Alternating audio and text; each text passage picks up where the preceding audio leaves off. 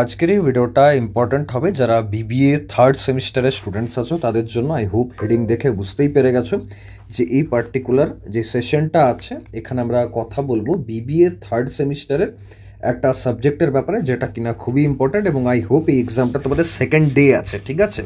তো কমেন্ট করে জানিও যে এরকম আর কোন সাবজেক্টের এই অ্যানালিসিস ভিডিও চাও। অ্যাকচুয়ালি এটা সাজেশন কাম অ্যানালিসিস কাম ইম্পর্টেন্ট কোশ্চেন্সের ওপর ভিডিওটা হবে। তার কারণ হচ্ছে এই ভিডিওটা দেখার পর তুমি বুঝতে পেরে যাবে যে এই সাবজেক্টের কোন পার্টস থেকে কোশ্চেন আসার চান্সেস বেশি, ঠিক আছে? এবং এটুকু তোমাকে আমি 2000% অ্যাসিওরেন্স দিয়ে বলতে পারি যে after watching this video if you study properly তুমি কিন্তু এক্সামে ডেফিনেটলি ভালো স্কোর করে আসতে পারবে এবং দূর দূর অবধি তোমার ব্যাকলগ আসার চান্সেস কিন্তু থাকবে না। তো ভিডিওটা অতি অবশ্যই এন্ড অবধি দেখো, আর তার সাথে সাথে নিজেদের বন্ধুদের সাথেও শেয়ার করো যারা হয়তো ভয় খেয়ে আছে এক্সামিনেশনের জন্য। তো চলো ভিডিওটা আমরা স্টার্ট করছি। তো দেখো বিবিএ থার্ড সেমিস্টারের প্রথমেই আমরা একটা মানে একদম লেটেস্ট পিওয়াইকিউ নিয়েছি এবং অনেকের কাছে হয়তো লেটেস্ট প্রিভিয়াস ইয়ার কোশ্চেন নেইও, যে দাদা কোথায় কোশ্চেন পাবো, আমি তো কোথাও পাচ্ছি না। তো আমি তোমাদের বলতে চাই আমি বিভিন্ন কলেজের ফ্যাকাল্টিসদের সাথে তো কানেক্টেড, তো সেখান থেকে কিন্তু প্রতিটা সাবজেক্টের লেটেস্ট যে প্রিভিয়াস ইয়ার কোশ্চেন সেটা কিন্তু আমি কালেক্ট করেছি এবং তার উপর বেস করেই এই ভিডিওটা হবে। শুরুতে আমরা সেই প্রিভিয়াস ইয়ার কোশ্চেন অ্যানালিসিস করব, তারপর আস্তে আস্তে দেখবো যে সিলেবাসের কোন কোন পার্টস থেকে কোশ্চেন আসতে পারে, overall theoretical as well as numerical পার্টসের কোন কোন জায়গা ইম্পর্টেন্ট এবারে সেমিস্টারের এক্সামের জন্য, সেটা এই ভিডিওটা দেখার পর তোমরা কিন্তু বুঝতে পারবে ক্লিয়ারলি। তো দেখো ফার্স্ট অফ অল কোশ্চেন হচ্ছে ক্যাপিটাল বাজেটিং ডিসিশনস আর রিভার্সেবল অর ইররিভার্সেবল। তো এটা কোন টপিক থেকে এসছে? এটা তোমার এসছে mainly nature of capital budgeting decisions, ঠিক আছে? ওকে, তারপরের কোশ্চেনটা দেখো time value of money compounding এর পার্ট থেকে কোশ্চেন। আচ্ছা, নেক্সট হচ্ছে ওয়ার্কিং ক্যাপিটাল ম্যানেজমেন্ট, মানে ওয়ার্কিং ক্যাপিটালের কি ফাংশনস আছে না আছে সেই জায়গা থেকে। দেন হচ্ছে ওয়ার্কিং ক্যাপিটাল ম্যানেজমেন্ট থেকে আরেকটা কোশ্চেন যেটা গ্রস ভার্সেস নেট ওয়ার্কিং যে ক্যাপিটাল থাকে তার উপর বেস করে কোশ্চেনটা এসছে, ঠিক আছে? তাহলে এখন অবধি আমরা এই যে ওয়ার্কিং ক্যাপিটালের যে পার্টটা কনসেপ্ট অফ বা থিওরি অফ বা যাই বলো বেসিক আইডিয়া অফ সেই জায়গা থেকে কিন্তু আমরা কোশ্চেন্স পেলাম, রিলিভেন্ট কোশ্চেন্স অফকোর্স। নেক্সট হচ্ছে ক্যাশ ফ্লো স্টেটমেন্ট থেকে একটা কোশ্চেন আসছে। জেনারেলি ক্যাশ ফ্লো স্টেটমেন্ট থেকে অনেক কোশ্চেন্স পাবে, বাট এটা বোঝা খুব দরকার যে ক্যাশ ফ্লো স্টেটমেন্টের কোন কোন অ্যাসপেক্ট থেকে কোশ্চেন আসতে পারে। এখানে দেখো indirect method for operating activities part থেকে এসছে। নেক্সট এসছে ফরেন এক্সচেঞ্জ রিস্ক, এটা নতুন, মানে এর আগের কোনো কোশ্চেন পেপার যখন আমি অ্যানালিসিস করছিলাম সেখানে কিন্তু ফরেন এক্সচেঞ্জ রিস্কের উপর কোশ্চেন দেখিনি, বাট লাস্ট ইয়ার এসছে। Who looks after the routine activities of finance, তো এটা হচ্ছে তোমার ফাইন্যান্স ফাংশন বা ট্রেজারি যে ম্যানেজমেন্ট আছে সেখান থেকে, এটাও অনেকটা নতুন পার্ট। এখান থেকে অতটা কোশ্চেন রিপিট এখন অবধি পাওয়া যায়নি। আচ্ছা, এরপর হচ্ছে introduction to risk, definition of risk, ঠিক আছে? এই পার্টিকুলার যেহেতু সাবজেক্টটার নামই হচ্ছে financial management and risk analysis, তো সেটা শুরু একটা হলো। আচ্ছা, এরপর ক্যাপিটাল বাজেটিং থেকে আরেকটা আমরা কোশ্চেন পেলাম। Then time value of money, discounting part is also important, অনেক কোশ্চেন্স দেখা যায় নিউমেরিক্যালও আমরা কিন্তু পাবো। আচ্ছা, দেন হচ্ছে ডিভিডেন্ড ডিসিশনস, এরপর হচ্ছে ফাইন্যান্সিয়াল ডেরিভেটিভস। ওকে, ফাইন্যান্সিয়াল ডেরিভেটিভস থেকে কোশ্চেন এসছে। এবার গ্রুপ বিতে চলে যাচ্ছি আমরা, মানে একটু বলা যেতে পারে ডেসক্রিপটিভ বা একটু কনসেপচুয়াল বা বলা যেতে পারে একটু থিওরিটিক্যাল। তো দেখো fundamental principal of finance, the risk return trade off. Okay, তো অ্যাকচুয়ালি দেখতে গেলে মানে ফান্ডামেন্টাল যে ফাইন্যান্সের ফান্ডামেন্টাল আছে সেটাও কিছুটা আছে, আর তার সাথে যে রিস্ক রিটার্ন ট্রেড অফ আছে সেই জায়গাটারও এক্সপ্লেনেশন কিন্তু এখানে দরকার পড়বে। আচ্ছা, নেক্সট হচ্ছে যে ইম্পর্টেন্স অফ ফিনান্সিয়াল ম্যানেজমেন্টের পার্টটা যদি পড়ে যাও তোমরা তাহলে এখান থেকে কিন্তু শর্ট কোশ্চেনও কমন পাবে, তার সাথে সাথে বড় কোশ্চেনও আসার একটা চান্সেস আছে, যদিও লেস। তার কারণ হচ্ছে এখান থেকে অতটা মানে কোশ্চেন করার মতো জায়গা কিন্তু নেই, বেসিক আইডিয়াটুকু নিলেই হবে, বিশাল জোর দিয়ে না পড়লেও চলবে। দেখো যে যে জায়গাগুলো তুমি জোর দিয়ে পড়বে আমি আগেই বলে দেবো তোমাকে, আর যেগুলো তো অতটা মানে পড়ার দরকার নেই, শুধু রিডিং দিলেই হবে, মানে জিনিসটা কি এতটুকু জানলেই হবে, সেটাও আমি এখানে সাজেস্ট করে দেবো তোমাদের। আফটার দ্যাট দেখো ফাইন্যান্সিয়াল স্টেটমেন্ট অ্যানালিসিসের উপর মানে কী কী টুলস বা টেকনিক্স আছে সেগুলো এখানে মেনশন আছে, যেমন ধরো ratio analysis, common size statements বা trend analysis and cash flow analysis.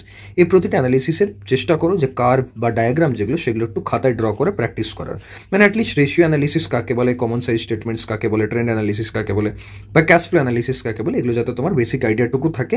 তার কারণ হচ্ছে যদি কোনো নিউমেরিক্যাল এই পার্ট থেকে এসছে যাতে তোমরা অ্যাটলিস্ট যদি নিউমেরিক্যালটা সলভ নাও করতে পারো গিভেন ডাটাটা লিখে আসার পর, অ্যাটলিস্ট ওই ডায়াগ্রাম বা যদি কিছু ডেফিনেশনও জানা থাকে জিনিসটা কি সেই এক্সপ্লেনেশনটাও যদি লিখে আসতে পারো তবু কিন্তু তুমি মার্কস পাবে। কারণ দেখো আফটারঅল পরীক্ষাতে পাস বা একটা ভালো মার্কস পাওয়া আছে তোমার মতলব, ঠিক আছে?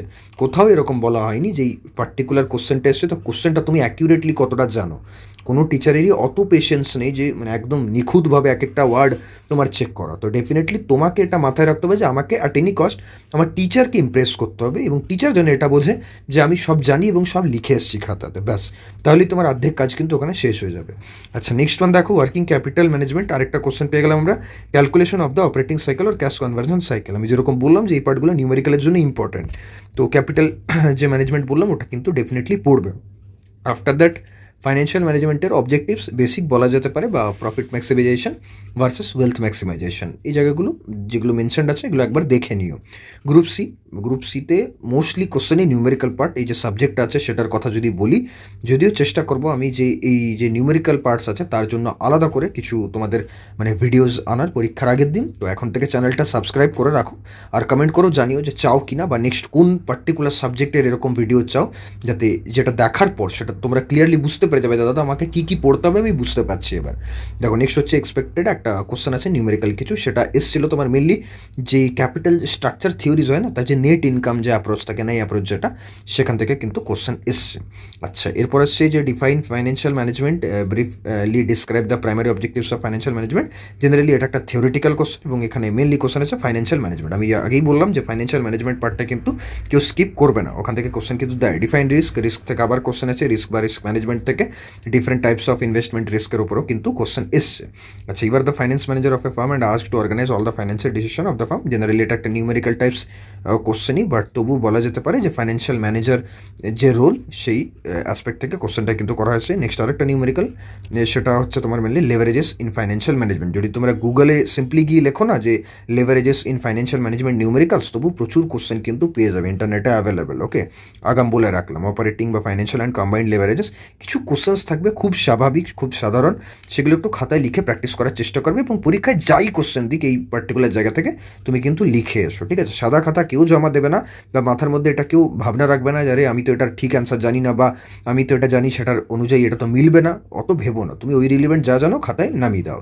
ওকে, আচ্ছা ঠিক আছে। তাহলে মোস্ট রিপিটেড টপিক্স কী কী আছে এখানে, সেটা হচ্ছে যে দেখো অবজেক্টিভস অফ ফাইন্যান্সিয়াল ম্যানেজমেন্ট থেকে ডিফারেন্ট মানে অ্যাসপেক্ট দিয়ে কোশ্চেন কিন্তু এসছে।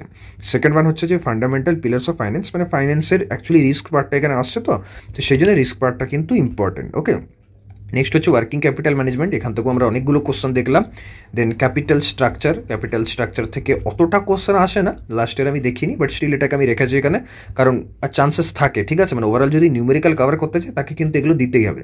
লেভারেজ অ্যানালিসিস, সেখান থেকে নিউমেরিক্যাল কিন্তু আসে, ভালো মতো আসে, ঠিক আছে? এই পার্টিকুলার টপিকটা কিন্তু কেউ স্কিপ করবে না, ভুল করো। আফটার দ্যাট হচ্ছে ইন্ট্রোডাকশন টু রিস্ক, এগুলো তো মানে আলটিমেটলি থিওরিটিক্যাল পার্ট, একটু জেনে গেলেই ব্যাপারটা, যদি একটু তুমি মানে লাইক বেসিকটুকু জেনে যাও না, নিজেই বানিয়ে কিন্তু লিখে দিতে পারবে। ওকে, এটা হচ্ছে ফাইন্যান্সিয়াল ম্যানেজমেন্ট অ্যান্ড রিস্ক অ্যানালিসিসের সিলেবাস। আই হোপ তোমরা দেখতে পাচ্ছ। তো টোটাল 6টা মডিউল আছে, 6টা মডিউলের কোন কোন পার্টস থেকে কোশ্চেন আসবে সেটা একটু আমরা ডিসকাস করে নিচ্ছি। আবার বলে দিচ্ছি একটা ব্যাপার, যারা মানে বুঝতে পারছো না যে দাদা এটা এরকমভাবে তুমি কী বলে যাচ্ছ, দেখো পুরো এক্সামটাকে যদি ভালোভাবে কভার করতে চাও, মানে চাও যে দাদা আমি একদম ফুল রিস্ক ফ্রি প্রিপারেশন করতে চাই এবং আমার যেন পরীক্ষায় ভালো মার্কস আসে, তাহলে তোমাকে 100% মানে রিস্ক ফ্রি পড়ে যেতে হবে। এবং 100% মানে কি? 100% মানে হচ্ছে PYQ প্লাস সিলেবাস, ঠিক আছে? PYQ 50%, সিলেবাস 50%, বা PYQটাকে তুমি এরকমও বলতে পারো যে ইম্পর্টেন্ট সাজেশন 50% আর সিলেবাস 50%। এবার গল্পটা হচ্ছে যে সিলেবাস যেটা থাকে না তোমাদের, এই যে সিলেবাসটা দেখালাম, এই সিলেবাসের অনলি 50% জায়গা থেকে তোমাদের কিন্তু PYQতে কোশ্চেন এসছে বা আসে, বা ইম্পর্টেন্ট সাজেশন কিন্তু 50%ই। কিন্তু মার্কআউটের যা লেটেস্ট ট্রেন্ড বা মার্কআউটের যা অ্যানালিসিস দেখে বুঝতে পারছি, রিসেন্ট কিছু পেপার দেখে, সেখানে কিন্তু মার্কআউট সিলেবাসকে প্রচুর ফলো করছে, সিলেবাস দেখে কোশ্চেন কিন্তু আসছে পরীক্ষায়। তো সেখানে যদি তুমি রিস্ক ফ্রি 100% প্রিপারেশন করতে চাও, তাহলে তোমাকে syllabus as well as important suggestion বা PYQ সব পড়ে যেতে হবে। যদি তুমি চাও যে না দাদা সিলেবাসটা আমি স্কিপ করতে চাই, আমি সিলেবাসটাকে অত ধ্যান দিতে চাই না, আমি শুধুমাত্র PYQ বা ইম্পর্টেন্ট যেগুলো তুমি বলে দিচ্ছ শুধু সেগুলোই পড়ে যাবো, তাহলে তুমি কিন্তু অনলি 50% পার্ট পড়ে যাচ্ছ সিলেবাসের। তো সেখানে যদি তো ইম্পর্টেন্ট সাজেশন বা ওয়েটেজ মেনে কোশ্চেন আসে, তাহলে তো খুবই ভালো, তোমার এক্সাম ভালো হবে। যদি সিলেবাস থেকে কোশ্চেন চলে আসে ধরো, তখন কিন্তু তোমার কাছে ওটা একটু হলেও রিস্কি হয়ে যাবে। তো মাই সাজেশন উড বি যে আমি যেরকমভাবে বলছি ফার্স্ট পার্টটা যা যা বললাম ইম্পর্ট্যান্ট মানে পিওয়াইকিউ বা ইম্পর্ট্যান্ট সাজেশন বা ওয়েটের যে জায়গাগুলো বললাম সেগুলো পড়বে, সেগুলো জোর দিয়ে পড়বে। কিন্তু এরপর যা যা বলে যাবো মানে সিলেবাসে যে পার্টসগুলো বলবো সেগুলো স্কিপ করো না, সেগুলো চাইলে তুমি রিডিং পড়ে নিও, যাতে অ্যাটলিস্ট ওখান থেকে কিছু যদি দেয় তো বানিয়ে লিখে আসতে পারো। তার সাথে চেষ্টা করবে প্রতিটা টপিকেরই না একটু একটু করে ডায়াগ্রামগুলো খাতায় এঁকে রাখা, তাতে কী হয় পরীক্ষায় রিকল করতে সুবিধা হয়। দেখো ফার্স্ট যে মডিউল আছে আমাদের সেখান থেকে তো মানে ইন্ট্রোডাকশন পার্ট যদিও, তো একটা তো মানে রিস্ক রিটার্ন ট্রেড অফ আমরা অলরেডি রিপিট পেয়েছি, প্রফিট ম্যাক্সিমাইজেশন আর ওয়েলথ ম্যাক্সিমাইজেশন আমরা রিপিট পেয়েছি, ওই জন্য দেখো বোল্ড করা আছে এগুলো। তো বাকি ফাইন্যান্সিয়াল ম্যানেজমেন্টের ডেফিনেশন বা জিনিসটা কী এটা একটু বেসিক পড়ে নেওয়া তাহলেই পেরে যাবে। ফাইন্যান্সিয়াল ম্যানেজারও আমরা কোশ্চেন পেলাম রিপিট। মডিউল 2 থেকে corporate final accounts, purpose and utility of A cash flow statement, cash flow statement থেকে কোশ্চেন আসে, যদিও সংখ্যাটা কম বাট আসে, ঠিক আছে। মানে ক্যাশ ফ্লো স্টেটমেন্টের বেসিকটা সবাই পড়ে নিও। আর তার সাথে টেকনিক যে আছে ফাইন্যান্সিয়াল স্টেটমেন্ট অ্যানালিসিস, সেখান থেকে কিন্তু কোশ্চেন এসছে এর আগেও, রেশিও অ্যানালিসিস হোক বা কমন সাইজ স্টেটমেন্টস হোক।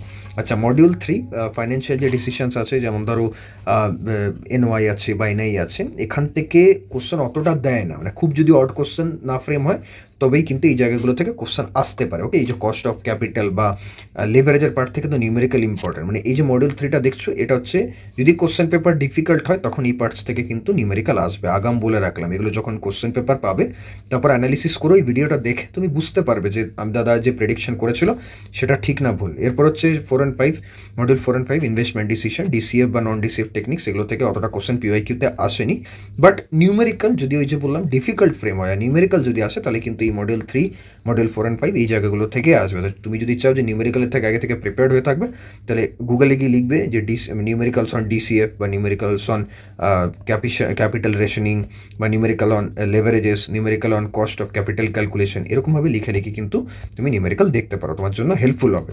আচ্ছা নেক্সট হচ্ছে মডিউল 6, মডিউল 6কে রিস্ক ম্যানেজমেন্ট আছে।